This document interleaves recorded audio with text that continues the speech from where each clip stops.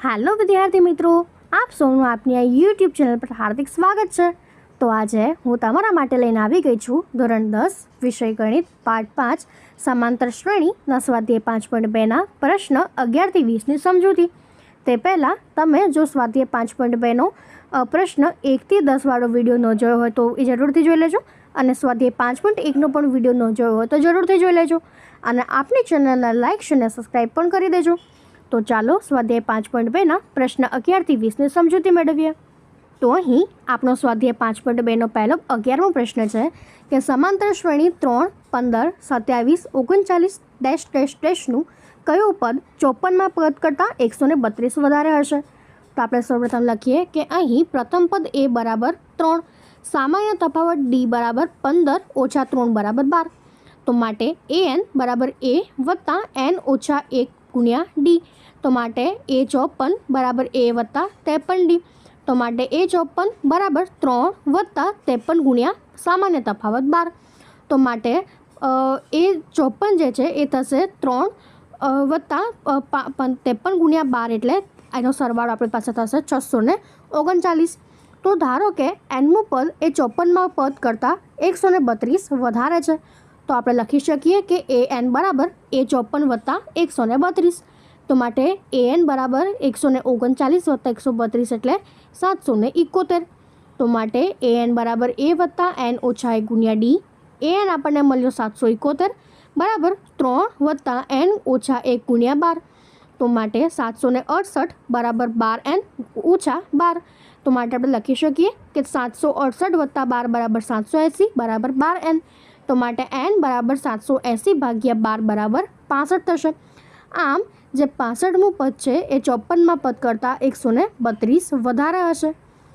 એના પછી આપણો બીજો પ્રશ્ન છે, બે સમાંતર શ્રેણીના સામાન્ય તફાવત સમાન છે, તેમના 100મા પદનો તફાવત 100 હોય તો 1000મા પદનો તફાવત કેટલો હશે? તો આપણે સૌપ્રથમ લખીએ કે ધારો કે સમાંતર શ્રેણીના પદ અનુક્રમે a અને b છે તથા તેમનું સામાન્ય તફાવત d છે। હવે તેમના 100મા પદનો તફાવત એ આપણને 100 આપ્યું છે, તેથી a100 ઓછા b100 બરાબર a1 વત્તા 100 ઓછા d 100 ઓછા 1 ગુણ્યા d ઓછા b1 વત્તા 100 ઓછા 1 ગુણ્યા d, તો માટે a1 વત્તા 99d ઓછા b1 વત્તા 99d બરાબર 100, માટે a1 ઓછા b1 બરાબર 100, તો આને સમીકરણ 1 આપી દઈએ। અને પછી કહ્યું છે કે તેમના 1000મા પદનો તફાવત શોધવા માટે, તો a1000 ઓછા b1000 બરાબર a1 વત્તા 1000 ઓછા d 1 ગુણ્યા d ઓછા b1 વત્તા 1000 ઓછા 1 ગુણ્યા d હશે, તો માટે આપણે લખી શકીએ કે 1000 a1000 ઓછા b1000 બરાબર a1 વત્તા 999d ઓછા b1 વત્તા 999d, તો માટે a1000 ઓછા b1000 બરાબર a1 ઓછા b1, સમીકરણ 1નો ઉપયોગ કર્યો, તો માટે જે a1000 ઓછા b1000 છે તે પણ આપણી પાસે 100 જ થશે। આમ તેમના 1000મા પદનો તફાવત પણ 100 થશે। એવી જ રીતે એના પછીનો આપણો 13મો પ્રશ્ન છે, 3 અંકની કેટલી સંખ્યા 7 વડે વિભાજ્ય હશે? તો આપણે લખી શકીએ કે 3 અંકની સંખ્યાઓ એ 105, 112, 119 થી 994 સુધીની સંખ્યાઓ છે તે 7 વડે વિભાજ્ય થાય, તો માટે આપણો a બરાબર 105, d બરાબર 112 ઓછા 105 બરાબર 7 અને an બરાબર 994, તો આપણે n શોધવાનું છે, તો an બરાબર a વત્તા n ઓછા 1 ગુણ્યા d, માટે an 994 બરાબર 105 વત્તા n ઓછા 1 ગુણ્યા 7, તો માટે 994 ઓછા 105 વત્તા 7 એટલે તે આપણી પાસે થશે 128, માટે n બરાબર 128 થશે। એ જ પ્રમાણે હવે આમ આપણે લખી શકીએ કે 3 અંકની 7 વડે વિભાજ્ય કુલ 128 સંખ્યાઓ હોય। હવે એના પછીનો 14મો પ્રશ્ન છે, 10 અને 250 વચ્ચે 4ના કેટલા ગુણિતો થશે?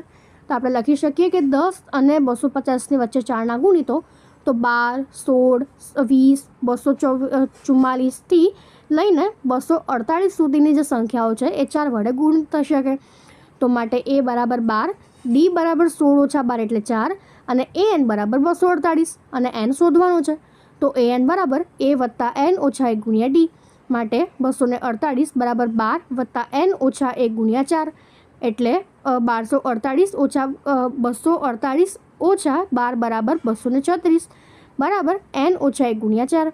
તો માટે 236 ભાગ્યા 4 એટલે 59 બરાબર n વત્તા 1 એટલે n બરાબર આપણી પાસે થશે 59 વત્તા 1 એટલે 60.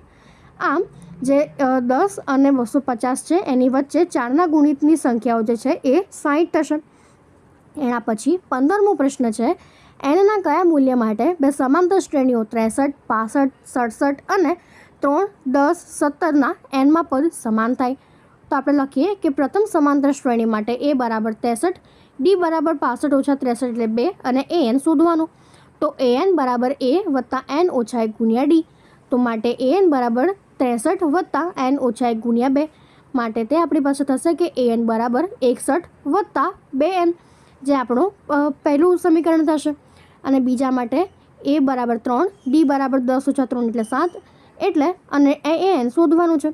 તો આપણે લખી શકીએ કે an બરાબર a વત્તા 9 ઓછા 1 ગુણ્યા d. તો માટે 3 વત્તા n ઓછા 1 ગુણ્યા 7. માટે an બરાબર ઓછા 4 વત્તા 7n, જેને આપણે સમીકરણ 2 આપી દઈએ. તો માટે nમું પદ બંને સમાંતર શ્રેણી માટે સમાન છે. આમ સમીકરણ 1 અને 2 સમાન થશે. એટલે જો આપણે તેને સરખાવીએ તો 61 વત્તા 2n બરાબર ઓછા 4 વત્તા 7n. તો માટે 65 બરાબર 5n. તો n બરાબર આપણી પાસે થશે 65 ભાગ્યા 5 એટલે 13. આમ n બરાબર 13 માટે આપેલ બંને સમાંતર શ્રેણીઓના પદ એ સમાન થશે. એ જ પ્રમાણે એનો 16મો પ્રશ્ન છે, એવી સમાંતર શ્રેણી શોધો કે જેનું ત્રીજું પદ 16, સાતમું પદ 5મા પદથી 12 વધારે હોય. તો આપણે લખી શકીએ કે એ છે 16, a7 a5 વત્તા 12. તો માટે a7 બરાબર a5 વત્તા 12 એટલે a7ને આપણે લખી શકીએ કે a વત્તા 6d અને a5ને લખી શકીએ a વત્તા 4d વત્તા 12. તો માટે 6d ઓછા 4d બરાબર 2d. અહીંથી એ કેન્સલ અને 12 થશે. તો d બરાબર આપણી પાસે થશે 12 ભાગ્યા 2 એટલે 6. તથા a3 બરાબર a વત્તા 2d. તો એ આપણને આપેલા છે 16. તો આપણે લખી શકીએ કે a વત્તા 2 ગુણ્યા 6 બરાબર d થશે. તો માટે a બરાબર 16 ઓછા 12 એટલે 4 થશે. તો આપણને a1 4 મળ્યો. એવી જ રીતે તો a2 શોધ્યો તો a વત્તા d એટલે 4 વત્તા 6 એટલે 10. a3 a વત્તા 2d એટલે 4 વત્તા 12 એટલે તે 16 થશે. a4 a વત્તા 3d એટલે 4 વત્તા 18 એટલે 22 થશે. અને a5 એટલે કે a વત્તા 4d એટલે 4 વત્તા 24 એટલે તે આપણી પાસે 28 થશે. આમ જે માંગેલી શ્રેણી છે તે 4, 10, 16, 22, 28 ડેશ ડેશ ડેશ એ માંગેલ શ્રેણી સમાંતર શ્રેણી થશે. એના પછીનો આપણો 17મો પ્રશ્ન છે કે 3, 8, 13 થી 253 સમાંતર શ્રેણી હોય તો તેનું છેલ્લેથી 20મું પદ શોધો. તો માટે આપણે સૌપ્રથમ લખીએ કે જે આપેલી શ્રેણીના પદ છે એને આપણે ઉલટા ક્રમમાં લખીએ. તો 253, 248 થી લઈને 13, 8, 3 એવું થશે. તો એનો a બરાબર 253, d બરાબર 248 ઓછા 253 બરાબર ઓછા 5. તો અહીં આપણે આ શ્રેણી માટે 20મું પદ શોધવાનું છે. માટે a20 બરાબર a વત્તા n ઓછા 1 ઇન્ટુ d. એટલે a20 બરાબર 253 વત્તા 20 ઓછા 1 ગુણ્યા ઓછા 5. તો માટે a20 બરાબર 253 ઓછા 95 એટલે a20 આપણને મળશે 158. આમ આપણું જે માંગેલું જે છેલ્લેથી 20મું પદ છે તે 158 થશે. એ જ પ્રમાણે એના પછીનો આપણો 18મો પ્રશ્ન છે, એક સમાંતર શ્રેણીના ચોથા અને 8મા પદનો સરવાળો 24 છે અને છઠ્ઠા અને 10મા પદનો સરવાળો 44 છે. આ સમાંતર શ્રેણીના પ્રથમ 3 પદ શોધો. તો આપણે લખીએ કે એક સમાંતર શ્રેણીના ચોથા અને 8મા પદનો સરવાળો 24 છે. એટલે કે a4 વત્તા a8 બરાબર 24. એટલે કે a વત્તા 4 ઓછા 1 ગુણ્યા d વત્તા a વત્તા 8 ઓછા 1 ગુણ્યા d બરાબર 24. એટલે 2a વત્તા 3d વત્તા 7d બરાબર 24. એટલે કે 2a વત્તા 10d બરાબર 24 થશે. એક સમાંતર શ્રેણીના છઠ્ઠા અને 10મા પદનો સરવાળો 44 થાય છે. માટે a6 વત્તા a10 બરાબર 44. એટલે a વત્તા 6 ઓછા 1 ગુણ્યા d વત્તા a વત્તા 10 ઓછા 1 ગુણ્યા d બરાબર 44. તો માટે 2a વત્તા 5d વત્તા 9d બરાબર 44 થશે. તો આપણે લખી શકીએ કે 2a વત્તા 14d બરાબર 4 થશે.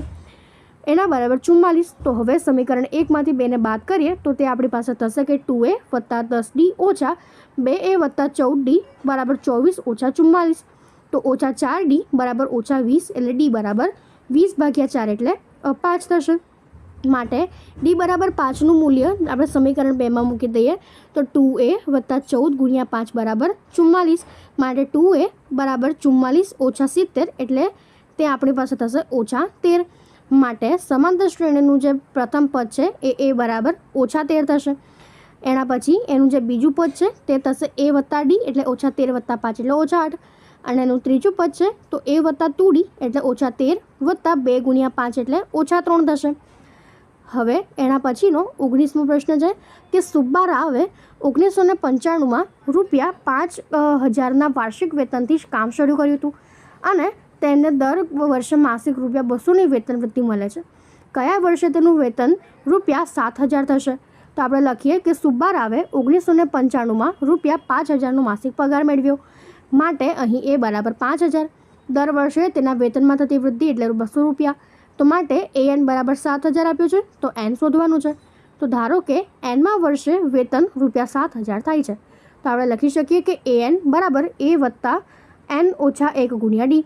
તો માટે હવે જો આપણે તેને સમીકરણમાં સૂત્ર મૂકી દઈએ તો 7,000 બરાબર 5,000 વત્તા n ઓછા 1 ગુણ્યા 200 એટલે 7,000 બરાબર 5,000 વત્તા 200 n ઓછા 200.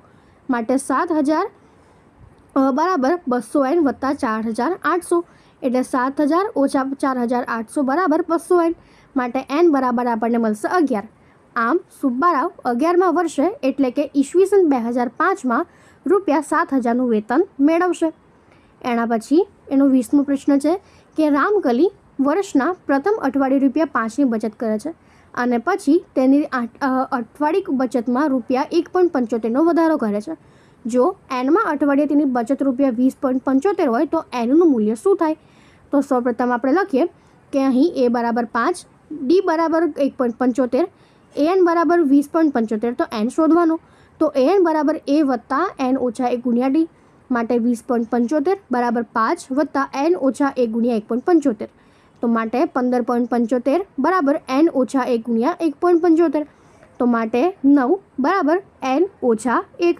તો આપણે લખી શકીએ કે જે n છે એની કિંમત આપણી પાસે 10 થશે. તો આમ અહીં જે nની કિંમત છે તે 10 મળશે. તો અહીં આપણો આ સ્વાધ્યાયનો પૂર્ણ થાય છે. જો તમને આમાં કોઈ પણ ડાઉટ હોય તો કોમેન્ટ સેક્શનમાં જરૂરથી જણાવજો અને આપની ચેનલને લાઇક શેર અને સબસ્ક્રાઈબ જરૂરથી કરી દેજો. Thank you.